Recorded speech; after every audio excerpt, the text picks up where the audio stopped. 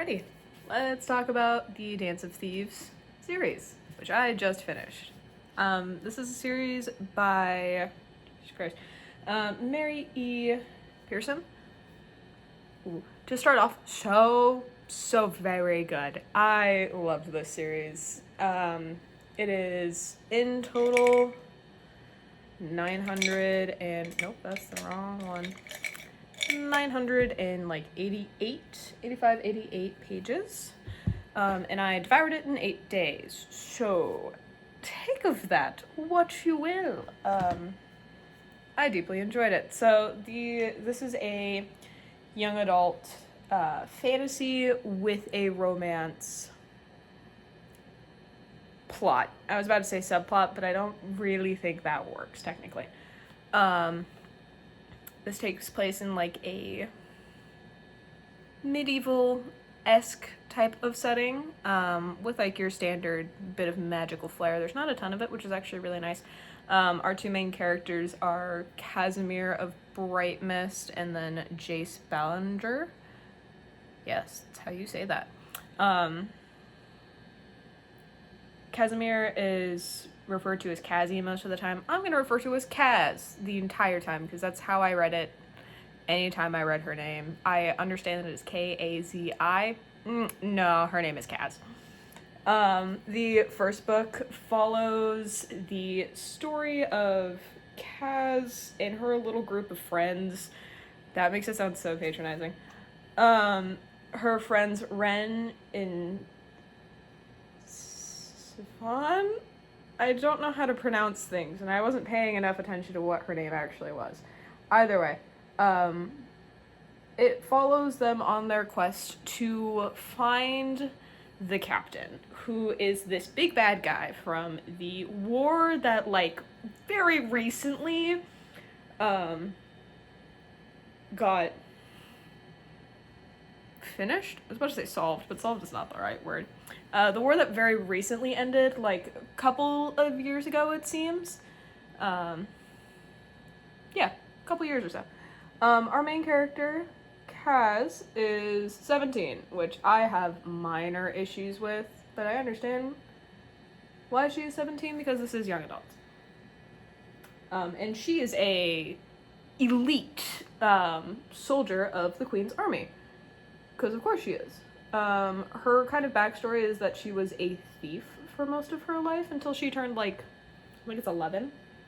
And then she has extensive training for the next, like, 6 years of her life. So I am not upset with her I'm not upset with her skill level at all. Her maturity level feels a little weird for somebody who's 17, but it is a fantasy world, so people mature quicker. It's fine.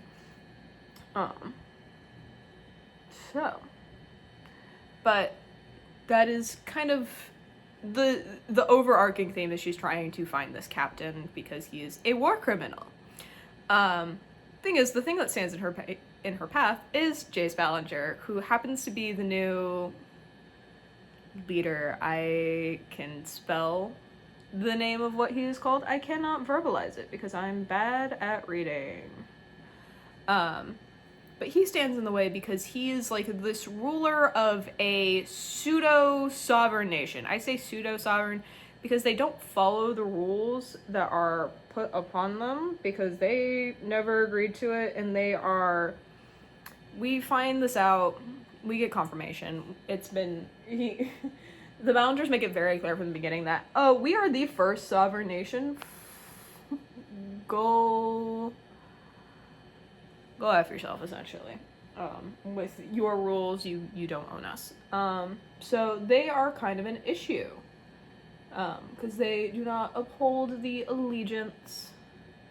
And Jace is kind of his own personal journey in this is trying to get the Queen to come and recognize them as a nation.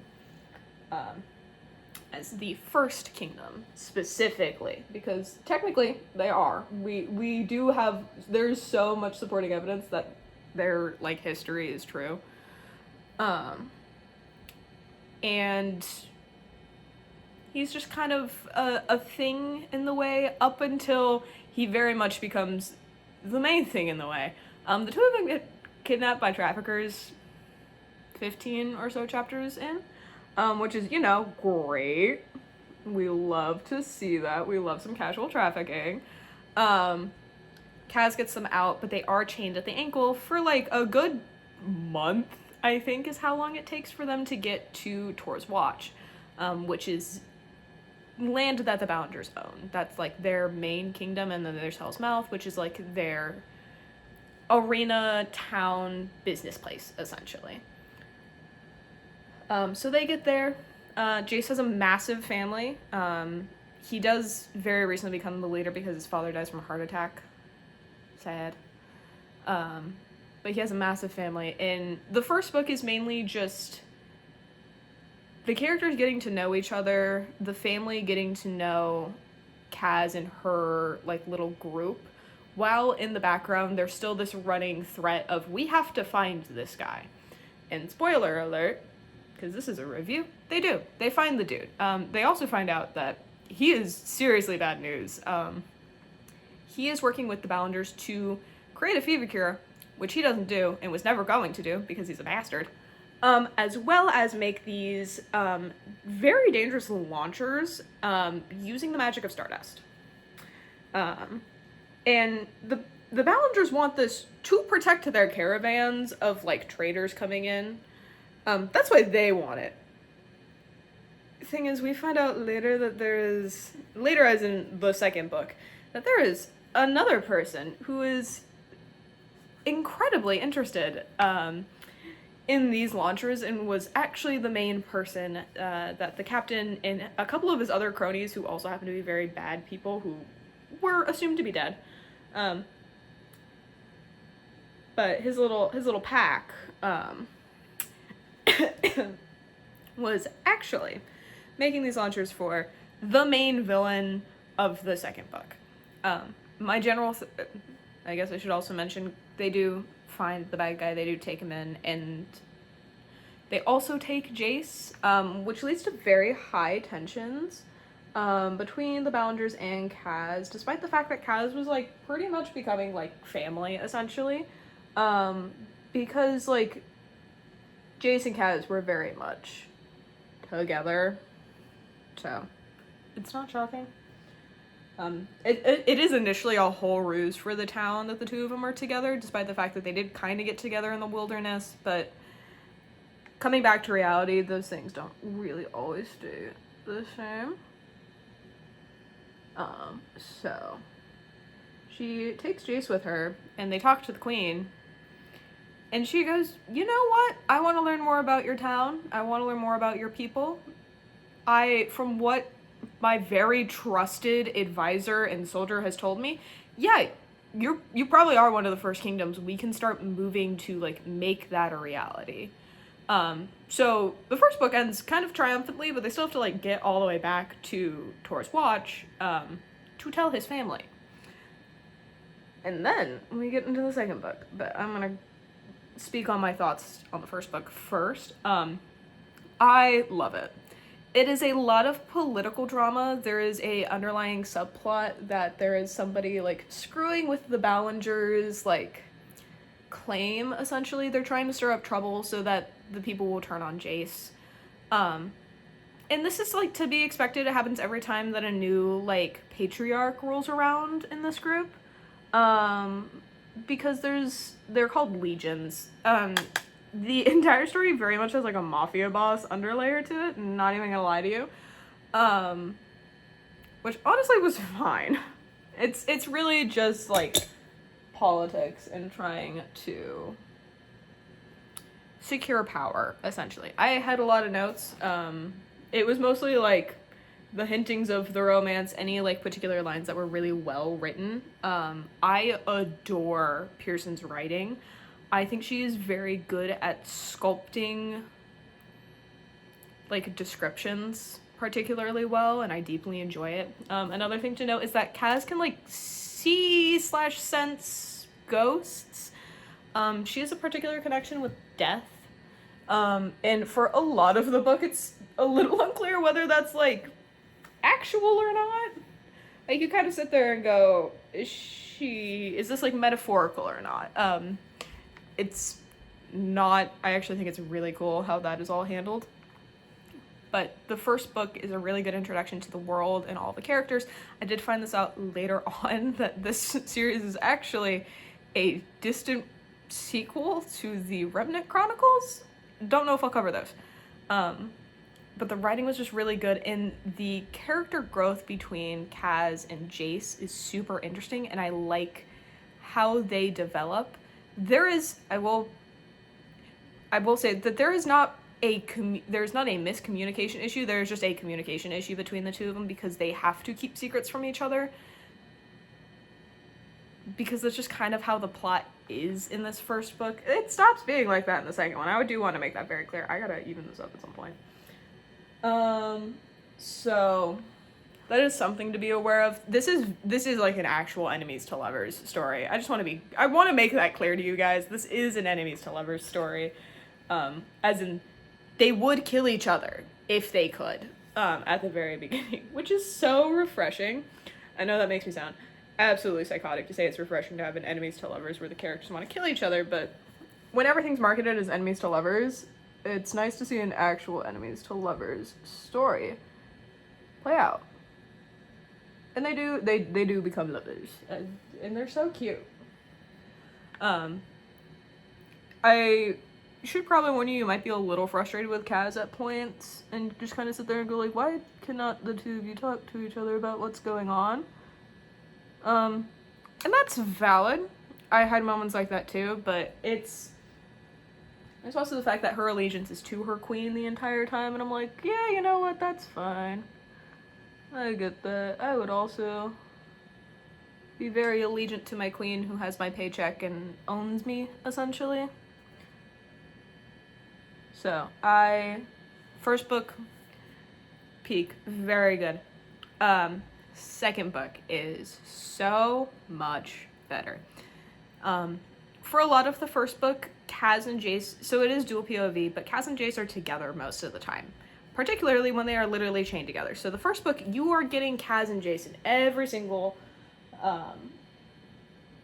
chapter, even if the POV is not on said character. Or pretty much. There are moments when that is not true, but for the most part that is. And that's really cool. And then you get to the second book. Vow of Thieves is most certainly my favorite. The book starts off with them on their journey back to Tor's Watch. Unfortunately, things go wrong. They arrive to see Tor's Watch and Hell's Mouth have been, like, practically not completely desecrated, but there are large chunks taken out of buildings, out of the Grey Tunnel, which is, like, one of their, like, ways to get between the two areas. But general carnage and chaos and ruin. And Jace it's really not all that dumb. A lot of people would do the same thing in his situation. He just kind of runs in, and immediately almost gets killed. By a flurry of arrows. Kaz jumps in the way, essentially gets him out of that situation, or prevents him from actually being taken, but she gets taken instead. So the entire story is still set in that dual POV, but if you are getting Jace, you are not getting Kaz. If you are getting Kaz, you are not getting Jace. So the entire book, it is two very separate plot points. And for most of it, it does follow Kaz because she's the main character. So we find out that the daft bimbo of a king, who was mentioned a couple of times in the previous book, is actually a mastermind villain. Like, legitimately. Like, this man is scary. And it's so good. Because the first book doesn't have a concrete villain throughout the entire thing. Once again, the goal is to either get these launchers or to get the captain. So there's not much of a true villain. You could probably argue that Jace and Cass are the villains in their own story in the first book. The second book, there is a villain. Montague is the villain. I hate this guy, and I love to hate him. He is such a well-written villain, and it makes me so happy. But he is the daft king from before. The thing is, he's not daft. Shocker. absolutely shocking. Genuinely though, it was a huge plot twist in my mind. I was really not expecting it. I was expecting it to be one of the Legion members, but the more information we got, I sat there and went, you know what? I don't think they could pull this off. And obviously, they didn't, because it was the king. The king does technically own Hell's Mouth, just so you're aware. It was one in like a drunk betting situation by one of the grandfathers or something like that, so technically it is owned by this kingdom.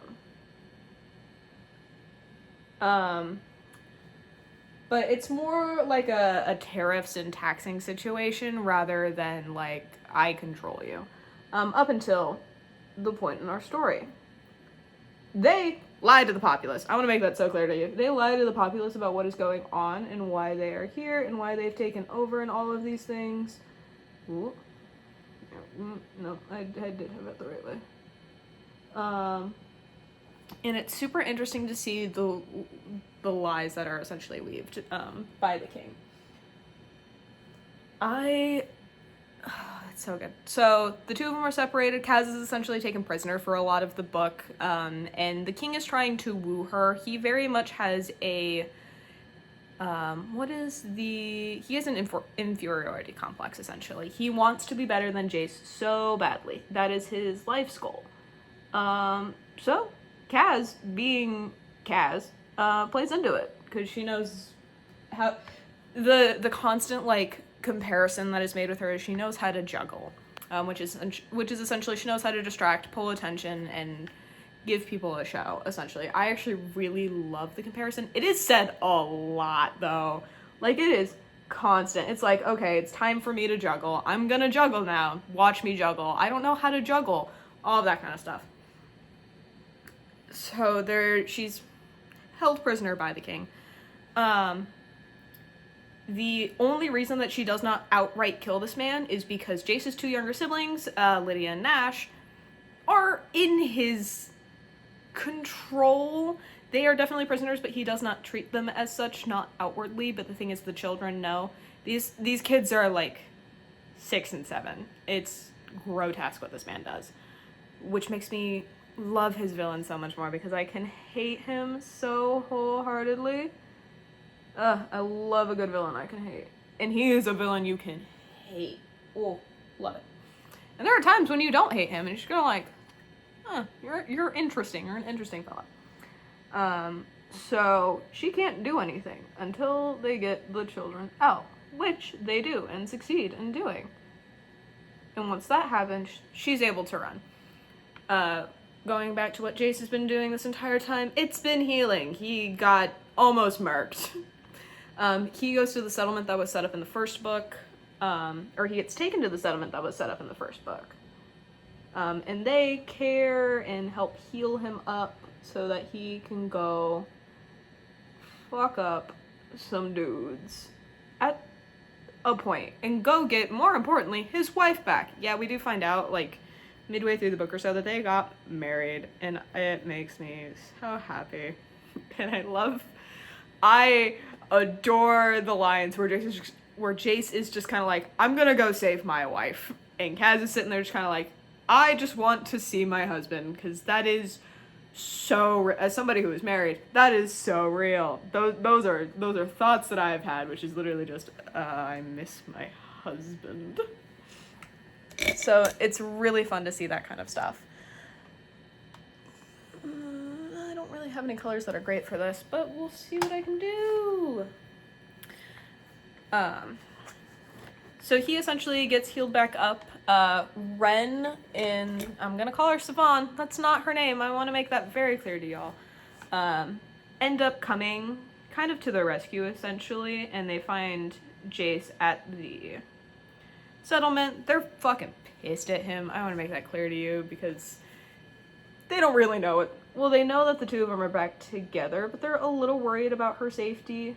So when they don't see Kaz, it's immediately like, what on earth happened to you guys?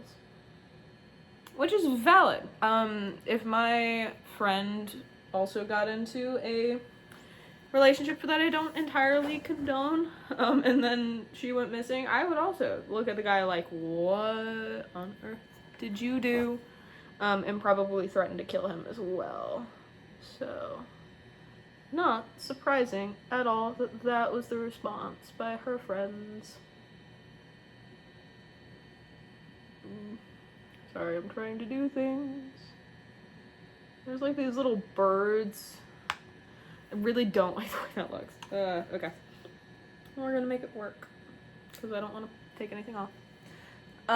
So they end up, words that I'm looking for, disguising themselves as one of the other, like, I guess races probably works. One of the other, like, kingdoms, essentially, people, to go sneak into the town and understand what's going on. They do this, they find out a little bit more information, yada yada yada, and then they start moving towards the vault, which is the place where the Ballinger family is currently hiding, because of course, the vault's a huge part of their history, by the way. It is like a big stone cave where their ancestors had hidden from, like, other enemies in the past. So it makes sense for them to go there.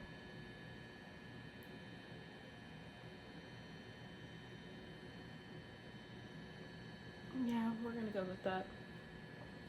And Kaz is also trying to get there. After successfully hiding the children and, like, now being on the run, she's trying to get to the vault. And she does, but the thing is, she left off very bad, very bad impression on the siblings. And they think Jace is dead because she does say that Jace is dead, but she has to say Jace is dead. She does find out that Jace is not dead before going to see the family. So they stick her in a trap, a snare trap, for one of the patrols to find her. The king takes her back, and things go bad very quickly because he needs to know where the children are. Because he's lost a lot of leverage without the children. I don't like how that looks, but when my eye is creased, it doesn't look that bad. So what we're not going to do is do the same thing on the other side. We might do a similar thing on the other side. So they throw her in a snare trap, and she ends up back in the custody of the king. Jace then gets to the vault with his cousin Paxton, who's in the eyes of the family, a filthy traitor, but he's really not. So he then screams at his brothers and sister, for letting his wife, this is when we find out that they're married, by the way, his wife get ensnared and brought back to the king, that she just escaped after saving their little siblings. The plot then becomes, let's go save my wife. Ooh, I love it. So they hatch this plan. Kaz is bit by these dogs that are introduced in the first book, but they have a very poisonous bite, and it will essentially kill you slowly after a couple of days or so. So she gets bit by one of these and then gets sent to hang.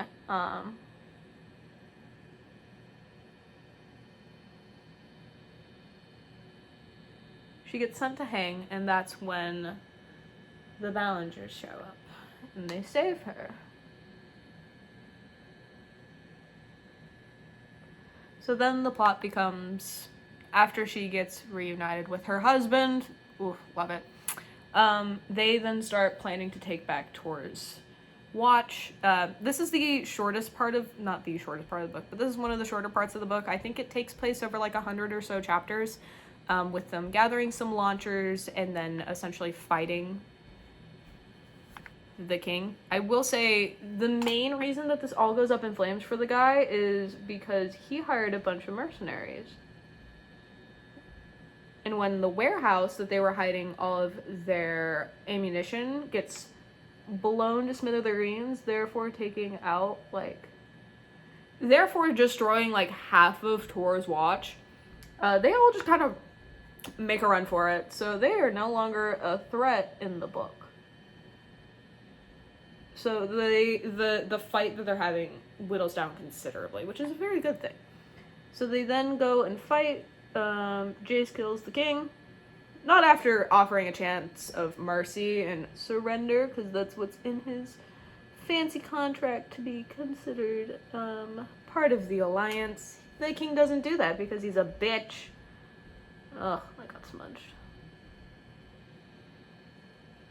Because he's a bitch. So, he gets deaded.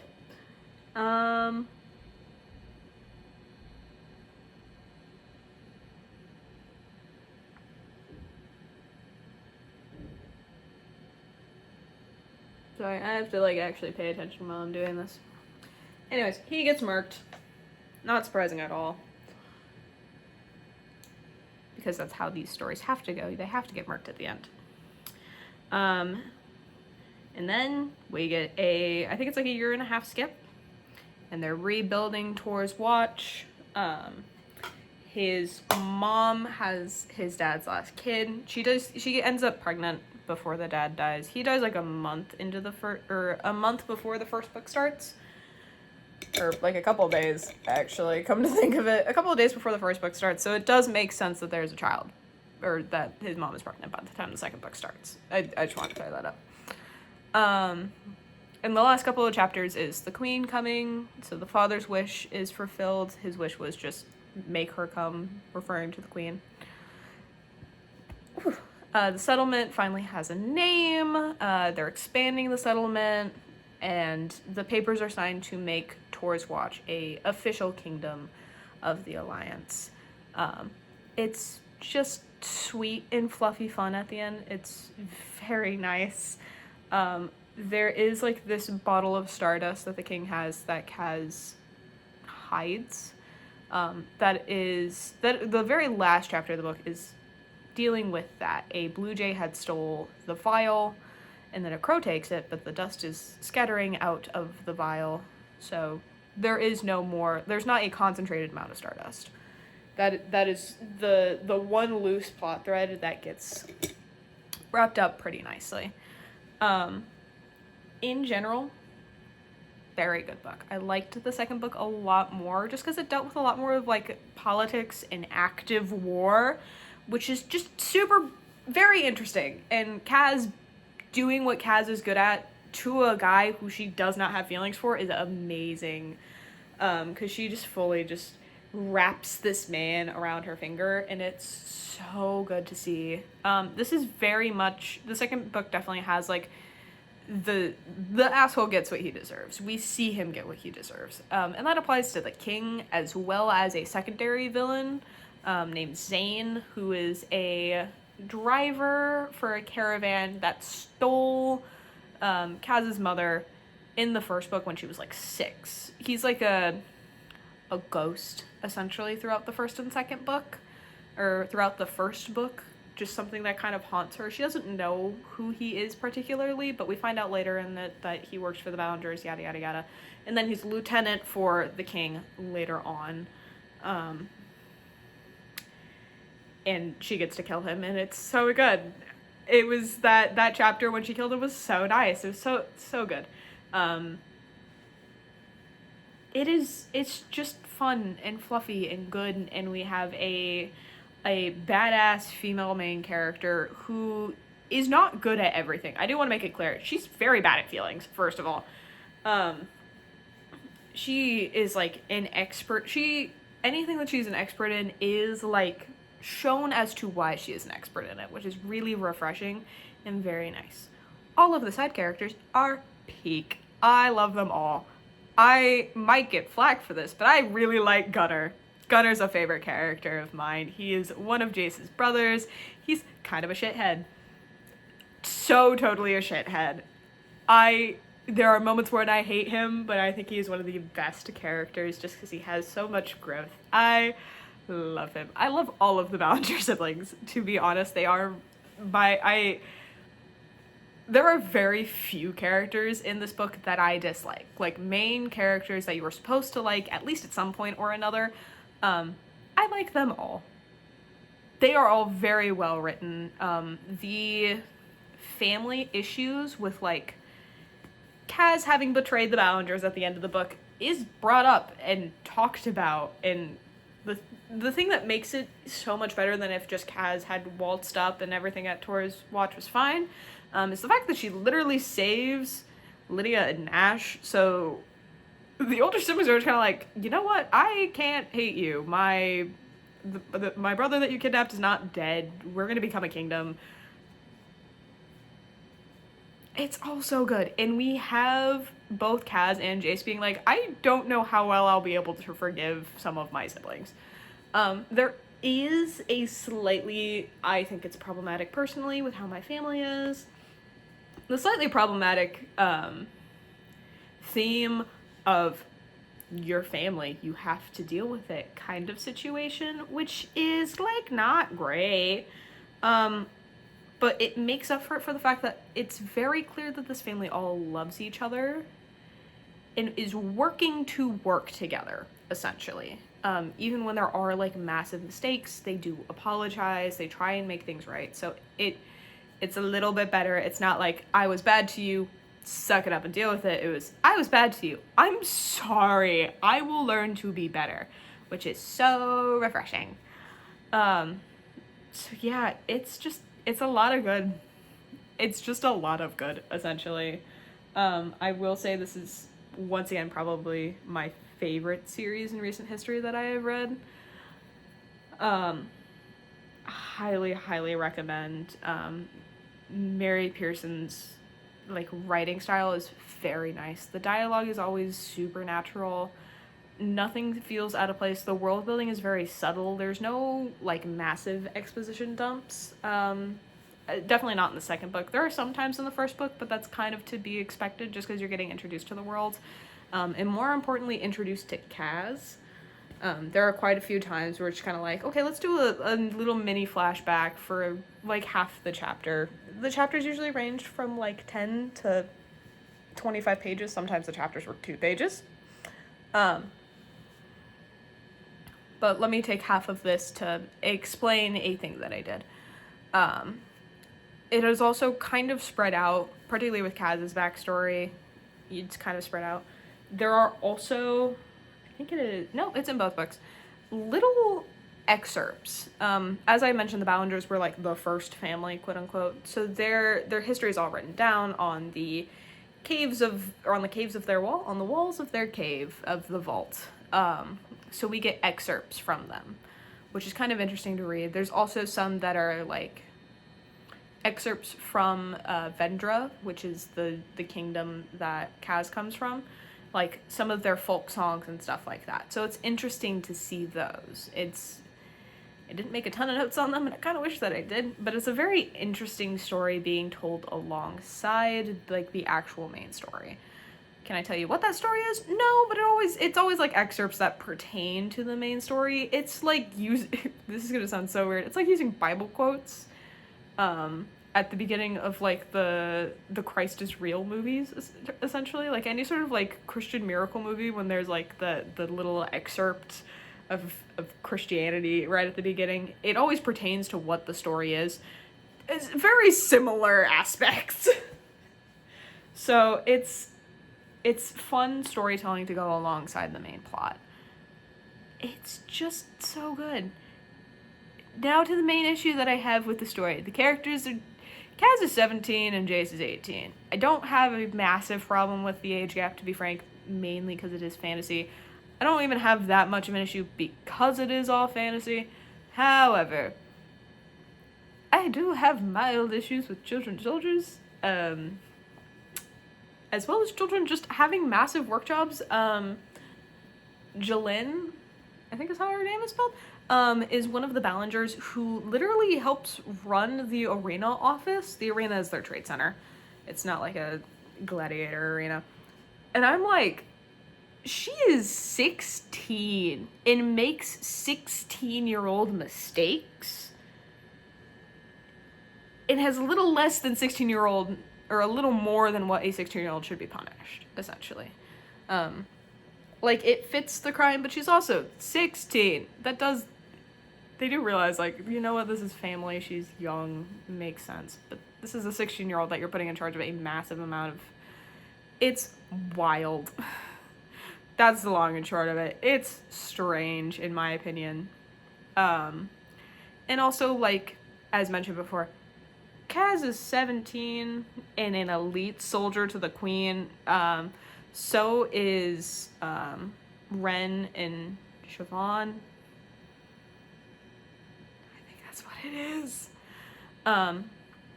They are all like 17 and elite soldiers, and I'm like, baby girl. What?